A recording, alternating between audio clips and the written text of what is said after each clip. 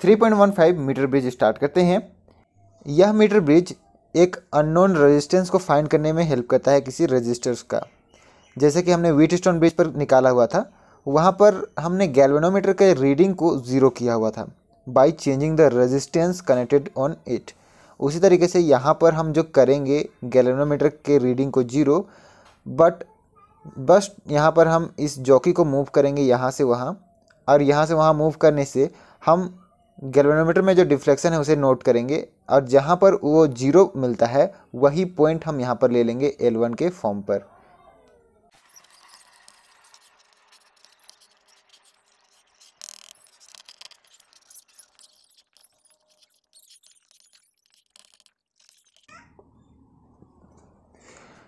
Metre bridge, हमने Wheatstone bridge से अभी अननोन रेजिस्टेंस को फाइंड करने का जो तरीका है वो हमने देख लिया था। वहाँ हमने एक फॉर्मूला का यूज किया हुआ था, R2/R1 is equal to R4/R3। इससे हम लोग यहाँ पर निकाल रहे थे अगर अननोन रेजिस्टेंस कोई सा भी है यहाँ पर, उस अननोन रेजिस्टेंस को हम इजीली फाइंड कर पा रहे थे। उसी का एक और एग्जाम्पल है मीटर ब्रिज। इसको हम एक्सपेरिमेंटल डिवाइस के फॉर्म में यूज करते हैं। ऑलराइट, यहाँ पर क्या करेंगे कि हम एक अननोन रेजिस्टेंस को कनेक्ट करेंगे इस सेटअप पर, और बाकी जो रेजिस्टेंस है दूसरा रेजिस्टेंस उसे हम नॉन रखेंगे, और इसे सेटअप का यूज करके हम इस अननोन रेजिस्टेंस को इजीली फाइंड कर पाएंगे। चलिए इसका हम देखते हैं कि ये सेटअप क्या है और इससे हम किस तरीके से फाइंड करते हैं। तो व्हीटस्टोन ब्रिज पर हमने देखा हुआ था कुछ इस तरीके का सेटअप, गैल्वेनोमीटर ब्रिज पर, और यहाँ से एक रेजिस्टेंस और यहाँ से एक रेजिस्टेंस, और उसी तरीके से यहाँ से एक रेजिस्टेंस और यहाँ से एक रेजिस्टेंस। यहाँ पर दो सेल्स को हमने, या फिर जो भी सेल्स हम यहाँ पर कनेक्ट कर सकते हैं उस सेल को हमने यहाँ पर कनेक्ट किया हुआ था, और ये जो था वो था R2, ये R1, ये R4, ये R3। ऑलराइट, यहाँ पर जो सेटअप है उस सेटअप के बारे में बता दूं कि हमने यहाँ पर 1 मीटर लेंथ का वायर लिया हुआ है जिसका कोई रेजिस्टेंस है R। ऑलराइट, ये जो है ये कंडक्टर है, कंडक्टिंग वायर है, बिल्कुल यहाँ पर रेजिस्टेंस कम है, बिल्कुल मतलब नेगलेक्ट हम कर सकते हैं। यहाँ पर हमने 1 मीटर का स्केल लिया हुआ है, यहाँ 1 से मतलब 0 से 100 तक यहाँ पर सेंटीमीटर्स हम यहाँ पर लिखे हुए हैं। ऑलराइट, यहाँ पर ये लिखे हुए होते हैं। जब हम स्विच को ऑन करते हैं तो करंट इसमें फ्लो करने लगता है व्हीटस्टोन ब्रिज के तरीके से ही, और करंट इसी तरीके से यहाँ पर डिवाइड होता है। ऑलराइट, और डिवाइड होकर के लास्ट पर हमें ये रिजल्ट देता है। तो सेम रिजल्ट का यूज मैं यहाँ पर करूँगा, फिर से मैं उसे डिराइव नहीं करूँगा, जो मैंने पिछले वीडियो में किया हुआ है, आप जाकर के देख सकते हो।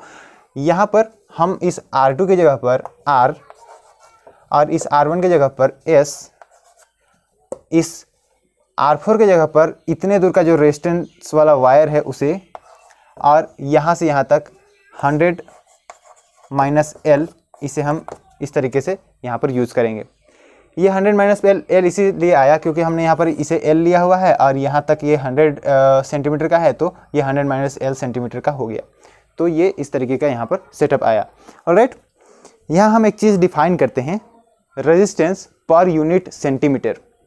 एक यूनिट सेंटीमीटर में जो रेजिस्टेंस है उस रेजिस्टेंस को हम लोग कोई सा भी यहाँ पर ले सकते हैं क्वांटिटी, मान के चलते हैं K।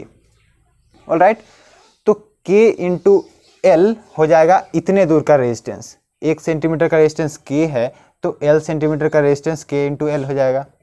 तो उसे अगर हम यहाँ पर रेजिस्टेंस को मल्टीप्लाई करें तो यहाँ पर ये रेजिस्टेंस को इस तरीके से मल्टीप्लाई कर सकते हैं, क्योंकि अभी आप सोच रहे होंगे कि मैंने कैसे ही लेंथ को L ले लिया हुआ है और यहाँ पर ये रेजिस्टेंस है, तो ये तो रेजिस्टेंस नहीं था, सिर्फ लेंथ था। लेकिन उसका लेने का रीज़न ये था कि हम यहाँ पर अगर K को मल्टीप्लाई भी करें तो वो यहाँ पर कैंसिल आउट हो जाता है, और ये हो जाएगा यहाँ पर L/100 - L।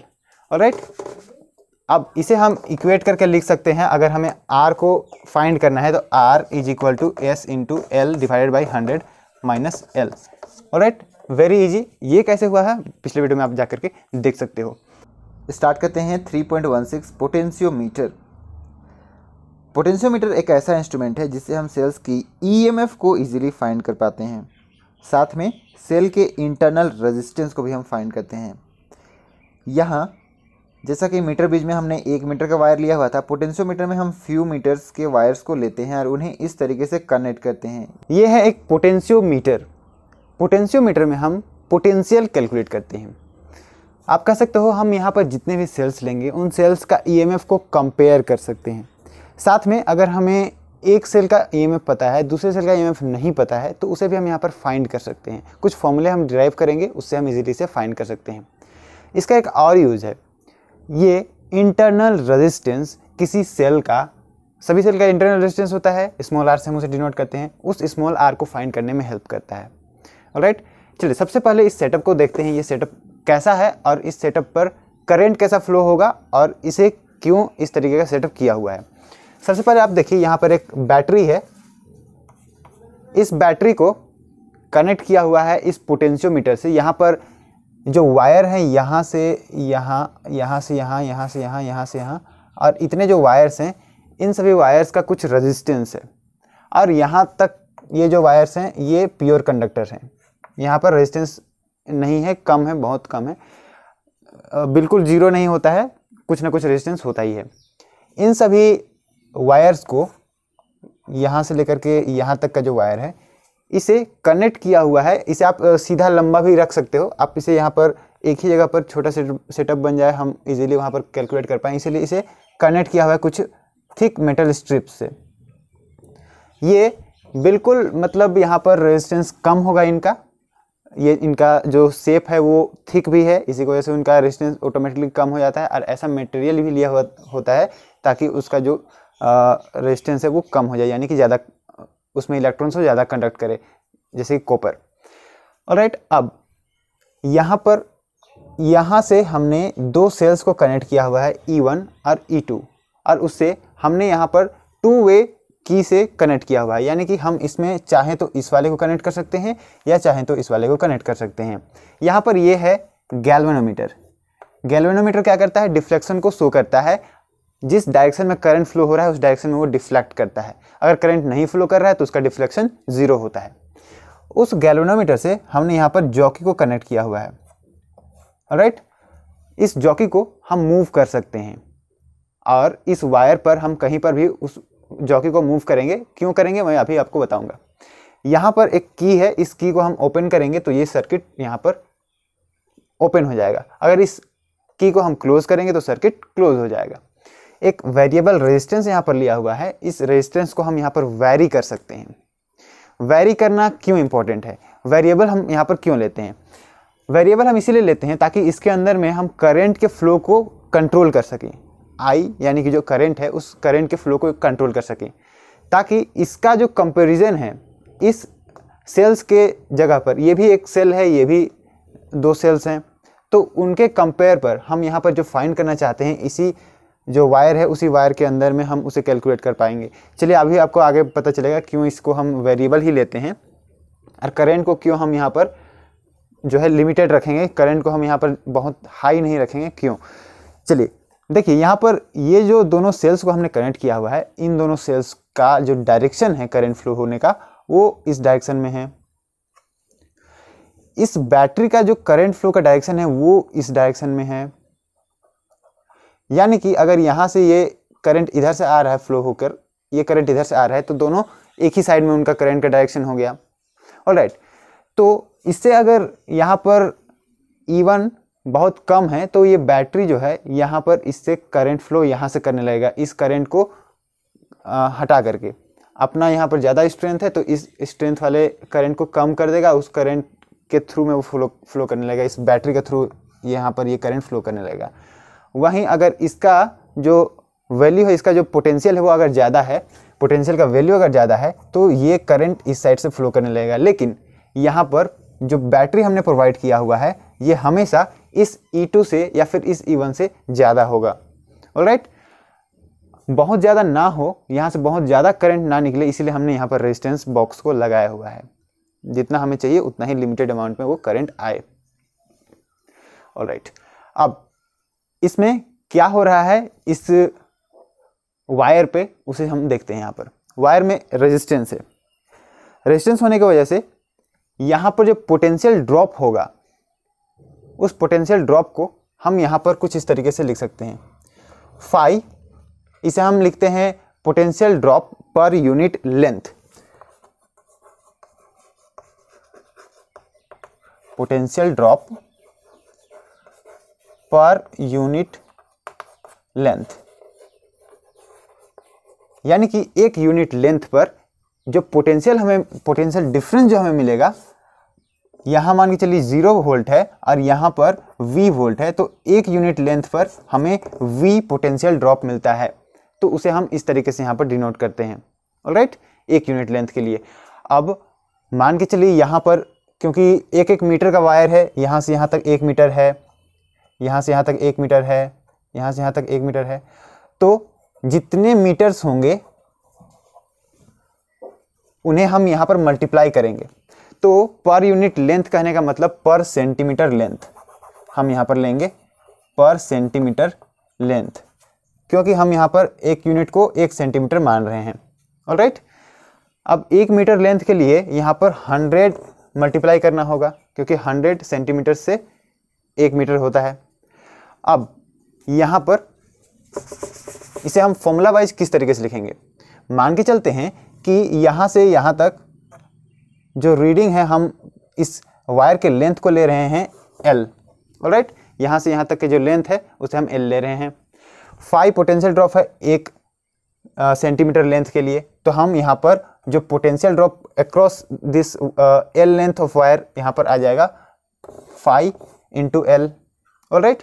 ये आ गया potential drop per unit length 5, उसको अगर हम L से मल्टीप्लाई कर दिए तो 5 इंटू L। चलिए एक्सपेरिमेंट करना स्टार्ट करते हैं। अब यहाँ पर आप इस सर्किट पर देखो, यहाँ ये दोनों एंड्स ओपन है, ये एंड ओपन है, यहाँ पर कोई भी करंट फ्लो नहीं कर रहा है क्योंकि ये क्लोज सर्किट नहीं है। बट ये वाला क्लोज सर्किट है, जिसके वजह से यहाँ पर जो करंट फ्लो हो रहा है इस बैटरी की वजह से आई करंट फ्लो कर रहा है, ऑलराइट। यहाँ पर E2 के पास में जो पोटेंशियल है वो ऑपोजिट है इस B के, तो यहाँ पर अगर इस एंड पर हम बात करेंगे कि कितना पोटेंशियल इसका डिफरेंस है, यहाँ मान के चलिए अगर 0 है तो यहाँ इस पॉइंट पर कितना पोटेंशियल डिफरेंस है, तो वो हम मेज़र कर सकते हैं इसके पोटेंशियल माइनस इसके पोटेंशियल करके यहाँ पर, alright. Potential at B minus potential at, मान के चलते हैं ये कोई भी पॉइंट है, E1 का जो पोटेंशियल है उसको हम यहाँ पर कैलकुलेट कर सकते हैं, तो 2 के पास में उतना पोटेंशियल आ गया। उसी तरीके से यहाँ पर हो जाएगा potential at B minus potential of at E1 यहाँ पर आ जाएगा। अब सबसे पहले हम यहाँ पर क्या करेंगे, एक 2 वे की पर आकर के एक यहाँ पर कनेक्शन करेंगे 1 और 3 का। अब यहाँ पर ये सर्किट क्लोज हो गया। सर्किट क्लोज होने की वजह से यहाँ पर भी करंट फ्लो कर रहा है। करंट फ्लो कर रहा है इसका मतलब ये हुआ कि ये क्योंकि बैटरी का जो पोटेंशियल है वो E1 के पोटेंशियल से ज़्यादा है, या फिर यहाँ पर E1 का पोटेंशियल इस बैटरी के पोटेंशियल से ज़्यादा होगा। लेकिन यहाँ पर E1 का पोटेंशियल हमने पहले ही कम लिया हुआ है, इसीलिए हम ये मानेंगे कि बैटरी का जो पोटेंशियल है वो E1 के पोटेंशियल से ज़्यादा है। इसी की वजह से इसके पोटेंशियल को क्रॉस करके यहाँ पर ये करंट अब इस डायरेक्शन में फ्लो कर रहा है। इस डायरेक्शन में फ्लो कर रहा है मतलब कि गैल्वेनोमीटर में डिफ्लेक्शन दिखा रहा है। अब हमें क्या करना है, इस जॉकी को पकड़ के यहाँ पर से इस जॉकी को मूव करना है। इस पर मूव करके हमें यहाँ पर रेजिस्टेंस को कम या ज़्यादा करना है, जिससे गैल्वेनोमीटर का जो रीडिंग है वो 0 आ जाए, यानी कि हमें यहाँ पर करंट को 0 कर देना है, करंट फ्लो नहीं कराना है। अब मान के चलिए कि N1 पॉइंट पर इसका जो रीडिंग है वो 0 आ गया। इसका मतलब क्या हुआ कि E2 का जो पोटेंशियल है वो यहाँ पर के जो पोटेंशियल आएंगे यहाँ से यहाँ तक, इसके वजह से उन दोनों का पोटेंशियल सेम हो गया। यहाँ पर जो पोटेंशियल आ रहा है वो इस बैटरी के वजह से आ रहा है, जिसको हमने कैलकुलेट किया हुआ था 5 इंटू L। मान के चलिए यहाँ से यहाँ तक का जो लेंथ है वो L1 है, तो यहाँ से यहाँ तक का जो पोटेंशियल डिफरेंस होगा वो 5 इंटू L1 होगा। अब ये 5 इंटू L1 E2 के इक्वल है, आई मीन E1 के इक्वल है। अभी E1 को हमने यहाँ पर कनेक्ट किया हुआ है, ऑलराइट। उसी तरीके से अगर हम यहाँ पर इसे हटा करके इसका कनेक्शन कर दें तो यहाँ पर भी E2 का जो कनेक्शन होगा हमें दूसरा लेंथ मिलेगा, L2 लेंथ चेंज होगा, तो यहाँ पर ये हो जाएगा E2, क्योंकि E1 और E2 डिफरेंट है, ऑलराइट। ये क्लियर हो गया।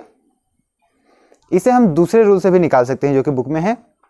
बुक वाला रूल, यहाँ पर जो रूल है वो है क्रिचॉप्स रूल का यूज करके। क्रिचॉप्स रूल का यूज किस तरीके से हम करेंगे, सबसे पहले हमने यहाँ पर कनेक्ट किया हुआ था फर्स्ट R3 को, यहाँ करंट फ्लो कर रहा है, करंट फ्लो करने के वजह से यहाँ हम ये E1 के पास में जो है वो करंट अपोजिट डायरेक्शन में फ्लो कर रहा है, हम यहाँ लिख देंगे -E1 प्लस गैल्वेनोमीटर का जो रीडिंग है वो 0 है और यहाँ पर ये करंट इस डायरेक्शन में फ्लो कर रहा है, तो करंट यहाँ पर जो पोटेंशियल है उस पोटेंशियल को हम लिख देंगे +φ×L और ये टोटल हो जाता है 0, क्योंकि यहाँ पर हमने जो किरचॉफ्स रूल है उस पर पढ़ा हुआ है कि sum of potential drop across closed loop is 0।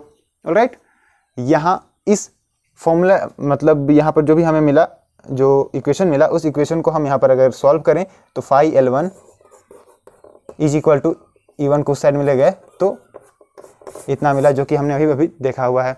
उसी तरीके से φ×L2 इक्वल्स टू E2 भी हो जाएगा जब हम इससे यहाँ कनेक्ट ना करके यहाँ कनेक्ट करेंगे। अभी हमें दूसरा लेंथ मिलेगा और हमें फिर से उसी तरीके का इक्वेशन मिलेगा, यहाँ पर मिलेगा -E2 प्लस गैल्वेनोमीटर का रीडिंग हम 0 करेंगे, 0 प्लस φ×L2 इक्वल्स टू 0। तो अब यहाँ पर E2 को साइड मिलेगा तो ये हमें मिल गया। ऑलराइट, अब इन दोनों इक्वेशन को हम कंपेयर करेंगे, हमें EMF को कंपेयर करना है, इस फॉर्मूले से हम EMF को कंपेयर करेंगे।